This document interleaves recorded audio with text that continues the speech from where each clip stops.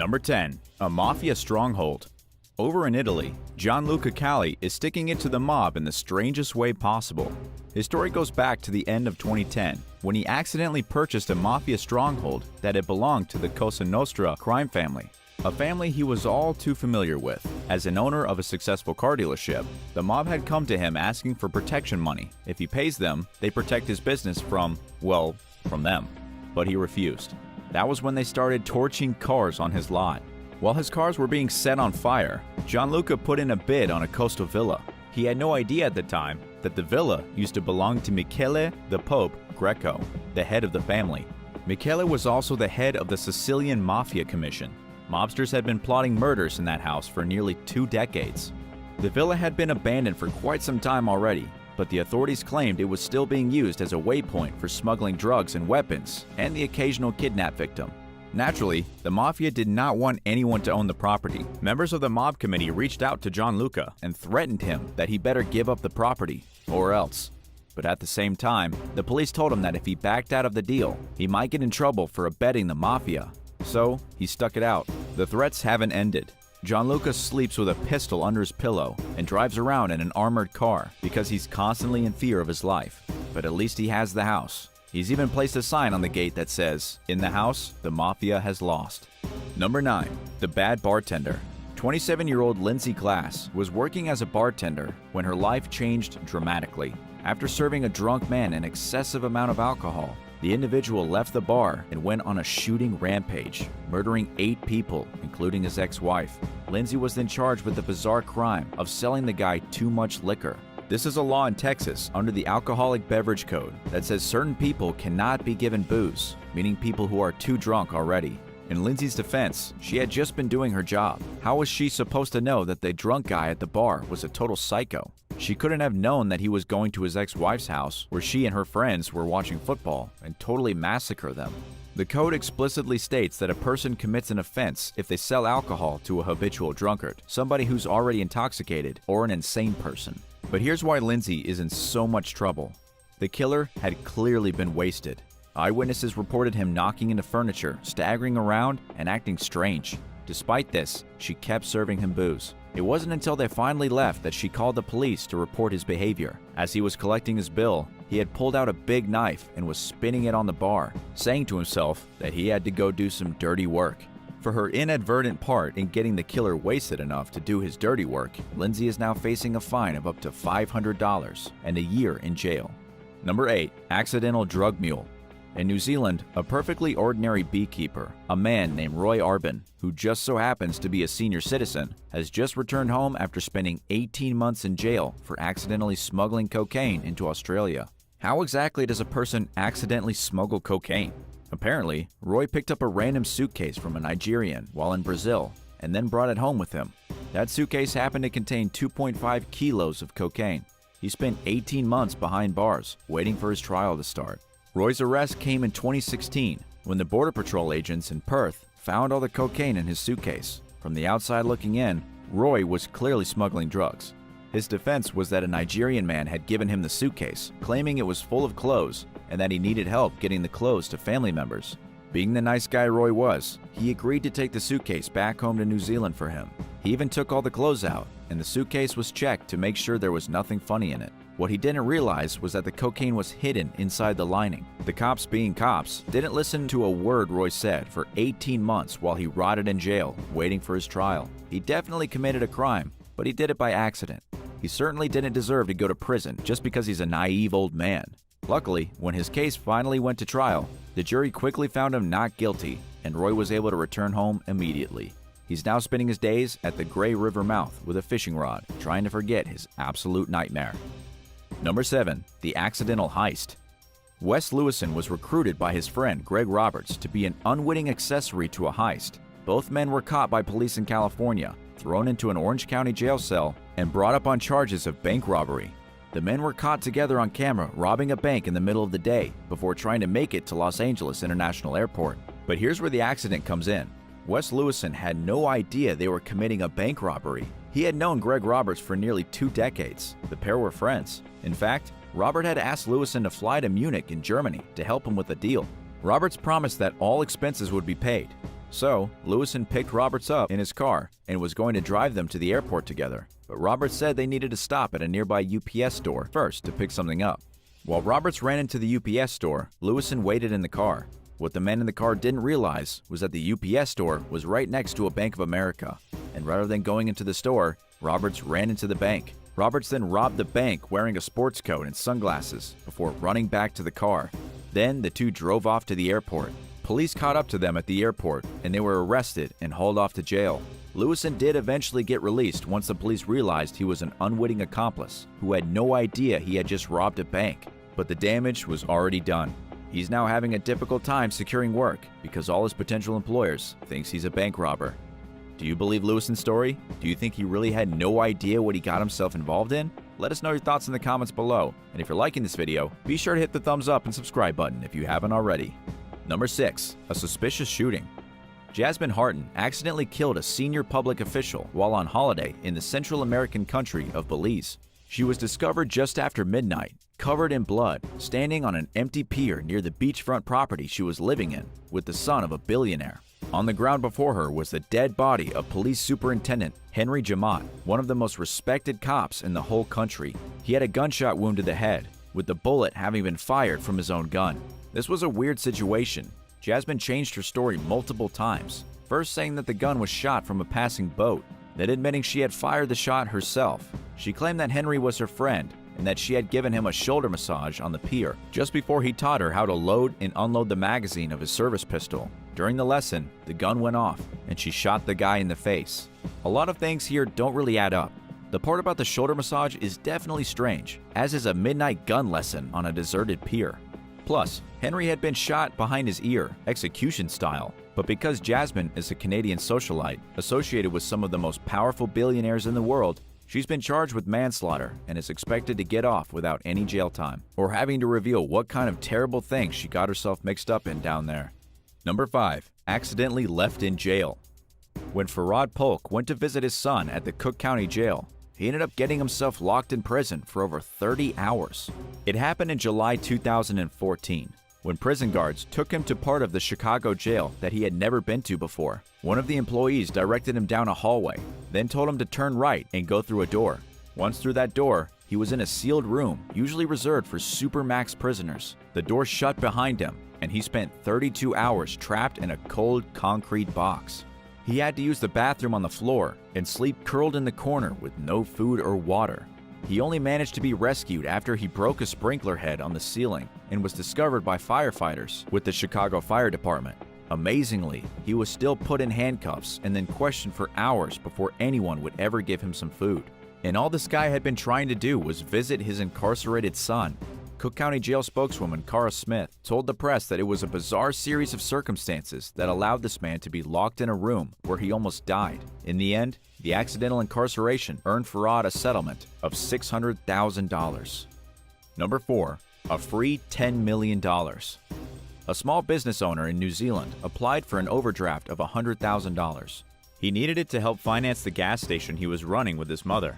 The next day, he woke up to find that he had $10 million deposited into his account. Since then, he had been sentenced to spend 5 years in prison. So, how did he go from being a millionaire to a criminal? The issue is that when he received the $10 million, it was clearly an accident. Hoi Gao, the unexpected millionaire, flew New Zealand to Hong Kong immediately after he realized he had all that money. He then transferred $6.78 million across a bunch of different accounts, in both his name and the names of his parents. Thinking quickly, Hoi Gao began laundering money through Chinese companies. See, he may have accidentally been given the millions, but he knew that the money was not supposed to be for him. Hoi Gao spent years on the run, spending as much money as possible and really trying to take advantage of the opportunity that was given to him.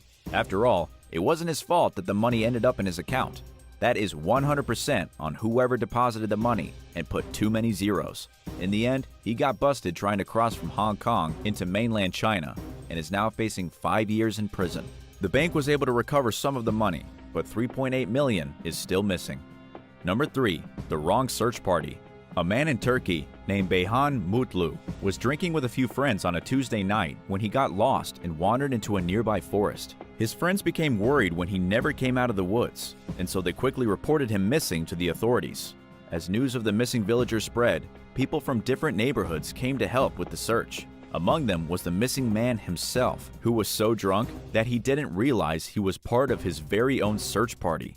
Amazingly, the search went on for hours. It wasn't until the guy started to sober up that he finally asked someone near him, "Who are we searching for?" When they responded with his name, he was embarrassed to admit that he wasn't lost at all. In the end, the police had to escort the man back to his home, and it then took hours for the rest of the search party to be notified that the guy was never lost at all. While a relatively harmless accident, the rest of the town was understandably upset with him for a very long time. Number 2. 3D printer trouble. A teenager has learned just how dangerous 3D printing can be. This amazing story comes from Hopewell, Virginia. The teenager found the blueprints to create an actual gun using a 3D printer in his bedroom. The 16-year-old high school kid was simply being a kid, thinking he had stumbled onto something awesome. But that all changed when he loaded the gun and accidentally shot himself with it. He suffered only a small wound to his leg, but now he might be charged with a crime. According to the Hopewell police, the kid had taken spare parts from various weapons and put them together to build the top part of the gun. This means the slide, barrel, and firing pin mechanism. Then, the teen used his 3D printer to create a handle and a trigger mechanism. The gun went off while he was in the middle of trying to put these pieces together.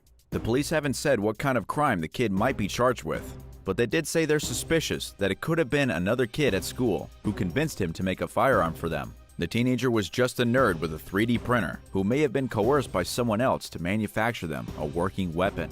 And number 1, the accidental car thief. A woman in Canada rented a black Nissan Sentra in June in the small city of Cornwall with a population of about 47,000 people. From the Randall office, the woman drove to the local Walmart. She did a bit of shopping and then tracked her vehicle down in the parking lot. She got into the car, pushed the start button, and drove away. Shortly after, the police received a report that a black Nissan had been stolen from the Walmart parking lot. For the following 2 weeks, the woman who had rented the Nissan Sentra drove around in the stolen Nissan, completely oblivious that it wasn't the same car she had rented. How did this happen? It all has to do with the electric key fob. Her key fob worked with the other car as well, so she had no problem opening the doors and starting the engine. This obviously seems like it shouldn't be possible, but apparently it is. The woman only realized her mistake when she tried to take the car back to the rental agency. The worker at the rental agency helped the woman to retrace her steps, at which point they identified the Nissan Sentra was still sitting in the Walmart parking lot where it had been 2 weeks ago. The woman, embarrassed beyond belief, called local police and explained the situation. In the end, everything was perfectly fine. The woman wasn't charged with any crime, and the owner of the car got their vehicle back.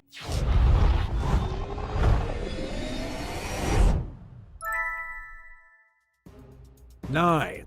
Lee Brooke.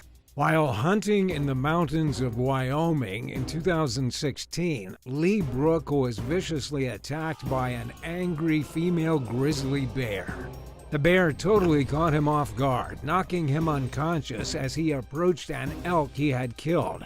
When he came to, the animal was still there. As the 420-pound wild beast started crushing his body and shredding his face, Lee scrambled for his knife. He couldn't see anywhere because his eyes were filled with blood, but he managed to stab the bear a few times, causing it to flee the scene. Then he spent an hour screaming for help until his friends found him. Lee's nose and upper lip had been completely ripped off. He stuffed them in his pocket as carefully as he could. He then waited to be flown by helicopter to a medical school that specializes in reconstructive surgery. Almost every bone in Lee's face was damaged. Doctors put him in a medically induced coma while they began the painstaking work of reconstructing his face and body, using pieces of leg bone to repair his facial bones and making a lip and mustache from his scalp. They attached his severed nose to his arm with plans to eventually sew it back onto his face. Lee remained in a coma for a month and has endured dozens of surgeries, which are ongoing. His nose has been reattached, and while it's easy to tell he's been injured, it's amazing to see how much better he looks now than he did 5 years ago after the attack. 8. Owain Lewis.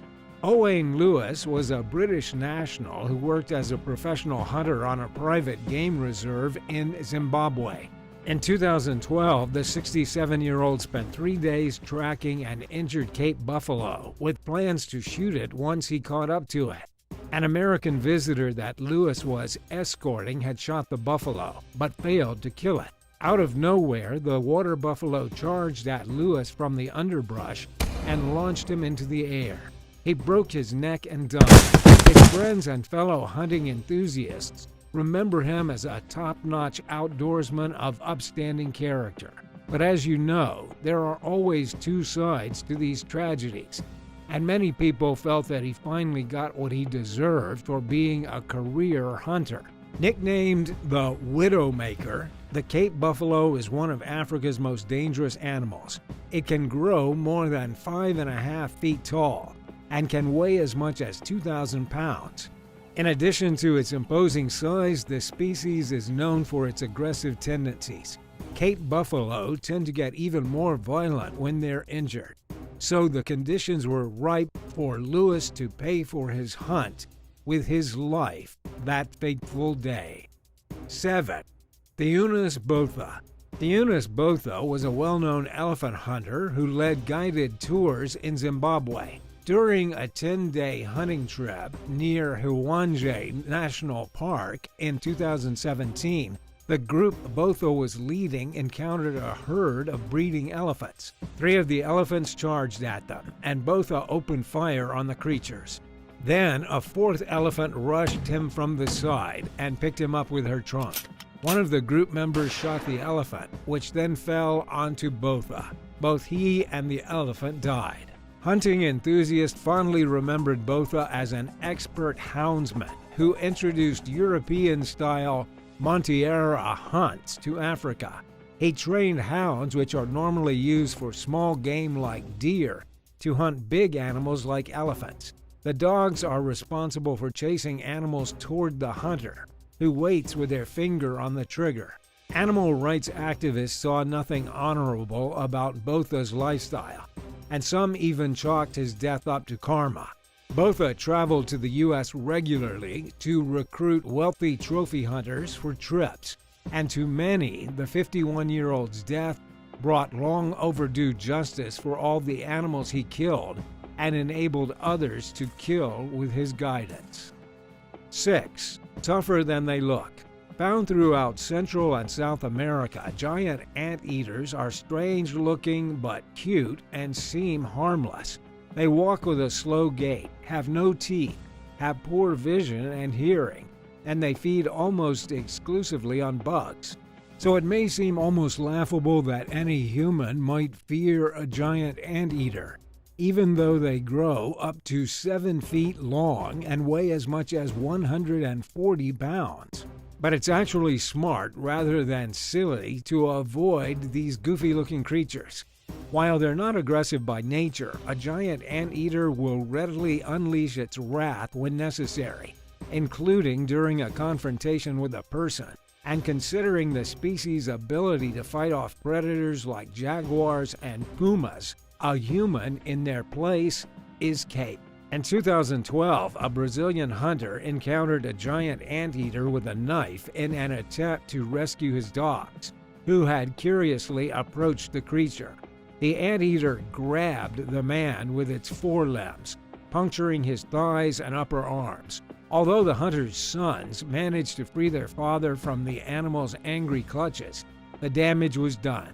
He had lost a lot of blood and died during the attack. A post-mortem examination revealed that his body was covered in wounds and that the anteater had severely damaged the man's femoral artery. A giant anteater had attacked an elderly man under similar conditions 2 years earlier. In 2010, the 75-year-old was hunting when the animal used its long front claws to cut his femoral artery. He bled out and died at the scene. Which animal are you most scared of? Let us know in the comments below, and if you're liking this video, be sure to hit the thumbs up and subscribe buttons if you haven't already. 5. Scott Van Zyl. 45-year-old Scott Van Zyl vanished in 2017 during a hunting safari in South Africa. When his dogs returned to the camp without him, his fellow hunters knew something wasn't right. They traced his footprints to the Limpopo River, where they found his backpack by the water, leading them to suspect that Van Zyl had been killed and possibly eaten by Nile crocodiles. The group received permission to shoot 3 crocodiles, one of which was found to contain human remains. The following week, DNA tests confirmed that the remains belonged to Van Zyl. His death in April came amid a steady rise of fatal crocodile attacks in the region, which had seen 4 people already killed before him that year.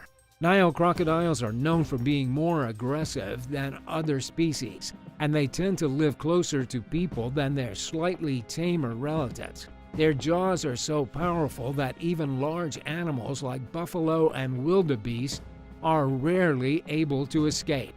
The species is responsible for hundreds of deaths every year. 4. Shauna Hoekstra.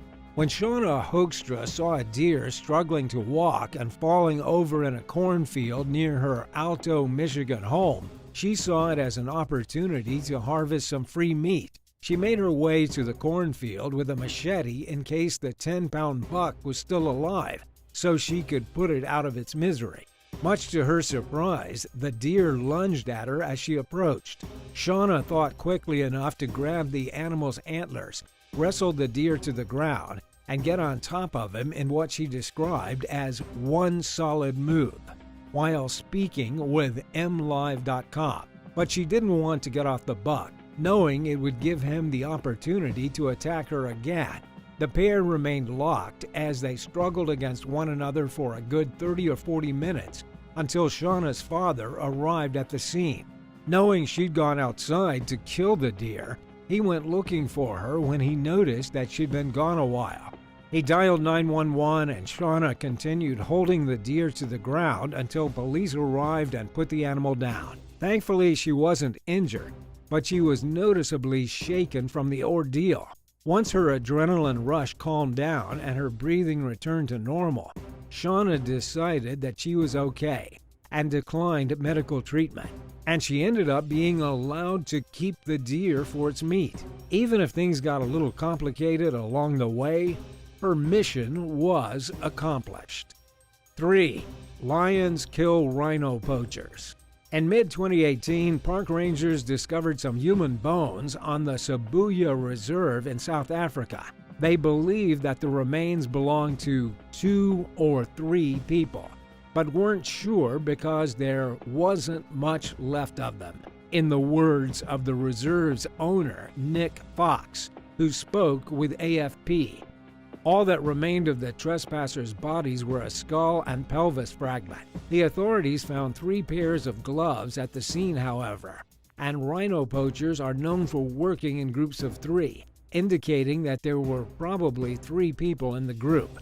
They had broken into the reserve late at night. An axe, wire cutters, a rifle, and some other supplies found on the scene told investigators that the individuals were there to illegally hunt endangered rhinos. Luckily for the rhinos, the group encountered a pride of lions before they could harm or kill any animals.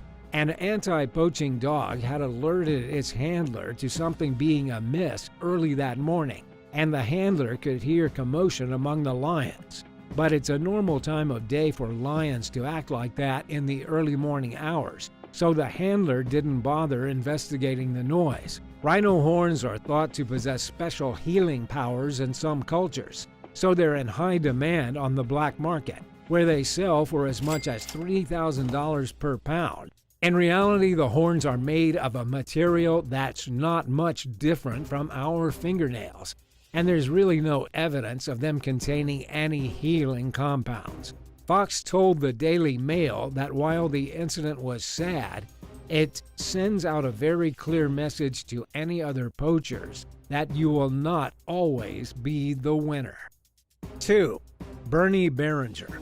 Back in 2013, Bernie Barringer and his friend Joe were on their way home from hunting in British Columbia when they got distracted by a mother moose and her two calves. They spent a few minutes tracking the family before deciding to continue toward home, where dinner was waiting. But the mother moose wasn't about to just let them leave. Video footage that the men later posted online shows one of them saying, "We just want to get by, lady."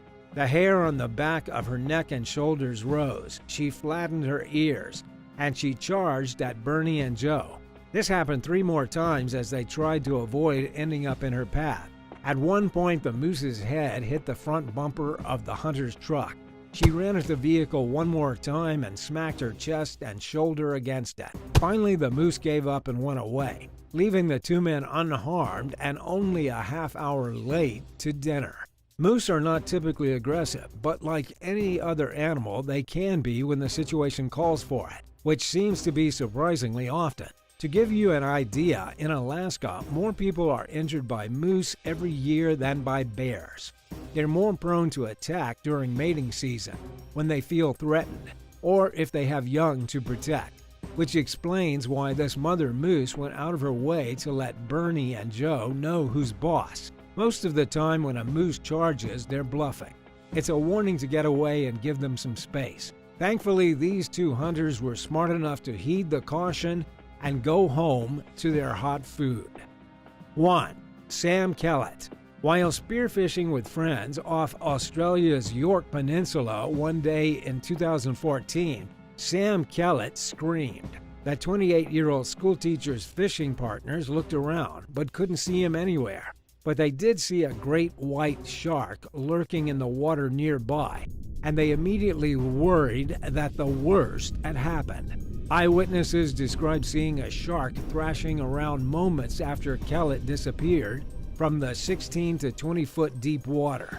Speaking with Adelaide Now, diver Aaron Whitaker recalled seeing the roughly 16-foot-long shark launch itself vertically from the water. During an inquest, he testified that he saw a lot of blood in the water and noticed the shark near Sam's float. Moments earlier, before the shark appeared, Sam was right there. He disappeared literally in the blink of an eye. Whitaker said he was certain that the shark took Kellett, even though it happened too quickly for him to witness firsthand. The man's body was never found, but his weights and loaded spear gun did reappear. They were covered with incisions resembling shark bites, further pointing towards Sam's gruesome fate. The coroner officially ruled that he died from a shark attack. Attacks from great white sharks actually aren't very common, but they seem to be happening more frequently. In fact, shark attacks are higher than ever in Australia, with 8 people being killed in 2020.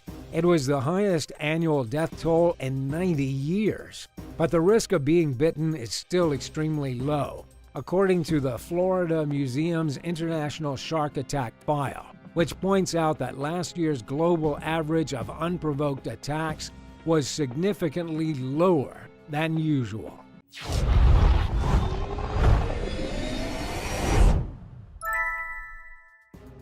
Number 10. Glamorous and on the run. In 2017, Tegan Simpson managed to evade the police for 18 days after escaping from a prison farm on the Gold Coast. Her accomplice, Abigail Graff, was apprehended soon after. It started when they took off from an open prison in Nunimba Valley. They got a pretty decent head start because authorities didn't even know they were gone until they failed to show up for their routine head count at 11 p.m. By the time the cops started looking for them, they were already well on their way to the brief taste of freedom. Tegan had gotten locked up in the first place for receiving stolen goods, while her friend Abigail was in for assaulting a police officer. They didn't know each other before they were incarcerated, but they became friends fast once locked up. Seeing as the open prison wasn't really the most secure place, the pair decided that they would just take their chances and run off through the wilderness. This was despite the fact that neither were facing particularly long sentences. They could have just served their time and be done with it. Plus, Tegan, judging by her social media pictures, has been living a pretty glamorous life before landing herself in prison. She has photos on Facebook with a Mercedes, she appears to have a lot of friends, and she can be seen frolicking at the beach. At 24 years old, she was pretty normal, but when you look at her mugshots, things change pretty quickly. After a short stint in prison, and then 18 days trying desperately to escape, she was in rough shape. She almost looks now like a totally different person. Number 9. 6 days on the run. A 22-year-old woman escaped from the women's jail in Santee in 2019. After 6 days on the run, she was back in custody. The escapee is Destiny Guns, and she managed to squirrel her way out of the Las Colinas detention facility at about 5:30 p.m. 6 days prior to her escape, she had been arrested on minor charges of misdemeanor drugs and theft. But let's break down the actual escape. She was discovered missing during head count at 6:15, according to Lieutenant Sean Ray. The last time she was seen was nearly 45 minutes earlier at 5:35. Once she was gone, deputies conducted an intense search of the area. They used helicopters and dogs, but there was just no sign of her. How did she escape? It turned out later that as Destiny was returning to the facility from a medical appointment, she managed to leap over a series of fences and evade the deputies. They didn't even see her as she fled for her life. We don't know where she was while she was hiding for those 6 days, but she was caught and rebooked before the week was over. And here's where things get crazy. She was released from prison just shortly after this whole fiasco. Less than a year later, she was arrested on June 22, 2020, for murder. She was caught in Maryland stabbing someone named Chad Petrulis to death in his own apartment. Number 8. Over the wall. Kiana Barnes was serving a 25-year sentence for murder when she managed to break herself free from the Louisiana Correctional Institute for Women in January of 2013. Kiana had murdered her boyfriend in New Orleans 10 years earlier in 2003, just before she went on the run in Mexico for a full year before she was apprehended by the authorities in 2004 and sent to Louisiana. Clearly, this was not a woman who liked to be locked up. She shaved her head just before her escape so that she wouldn't be easy to recognize. She managed to escape out of her cell window and scaled the perimeter gate. And if that sounds easy, it's because it was easy. It was even the second prison break from the same facility that week. Kiana made it all the way to California before she was caught again. She even made it onto the U.S. Marshals Service 15 Most Wanted list. It was the list that got her busted, as she was recognized by cops in Los Angeles and arrested. She's since been sent back to Louisiana to serve the rest of her sentence. Number 7. Escaped for 38 years. In February of 1977, Margaret Smith walked away from the Robeson County Women's Prison. According to her, she did it because she had to protect her family. Just before she made her daring escape, she had been visited by her 7-year-old daughter. Margaret never said what it was that her daughter told her during that visit, but whatever she said, it was so serious that Margaret broke out of jail shortly after. She made it to the highway, stuck out her thumb, and hitchhiked her way back home. Do keep in mind that this was the 70s, back when it was quite a bit easier to literally just walk out of jail. This was back when Ted Bundy escaped jail twice. Plus, Margaret hadn't been in prison for anything too serious. She was convicted in 1974 of writing over $200 in fake checks. But here's the thing, she was never recaptured by the police until now. 38 years after she escaped from jail, on May 14, 2015, FBI officer Tanya S. Sconyers knocked on her door. The knock on the door was part of an operation in conjunction with the FBI and the State Department of Public Safety to locate and return over 147 inmates who escaped prison. 14 of those escapees were discovered to already be in prison, while 18 were found to be dead. Most of these escapees came from the 60s and 70s. Margaret B. Smith, after enjoying a relatively normal life, is now locked behind bars. Do you think there should be a statute of limitations on this kind of thing? After all, Margaret went to prison in the first place for writing fake checks to feed her 7 kids. She was smart enough to escape for 40 years and now has to go back to jail. Do you think that's right or wrong? Let us know in the comments below. And if you're liking the video, be sure to hit the thumbs up and subscribe button if you haven't already. Number 6. Escape at the troubled women's prison. An inmate escaped from the most infamous women's prison in New Jersey, but freedom didn't last long. Hours later, she was tracked down by cops and dragged back to jail. According to the Hunterdon County Prosecutor's Office, Jessica Graham was already serving a sentence of 5 years for criminal mischief when she escaped. She was reported missing from the minimum security unit at the Edna Mahan Correctional Facility for Women during head count. Because she had no history of violence, there was no reason to keep her under intensive watch. Jessica used this to her advantage, sneaking out of the house where she was kept and making a desperate run out of the prison and into the surrounding area.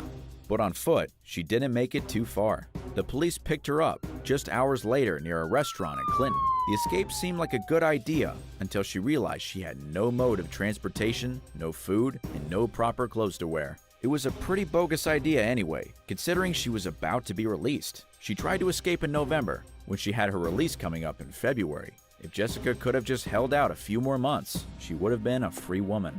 But then again, maybe things were just too horrendous in jail.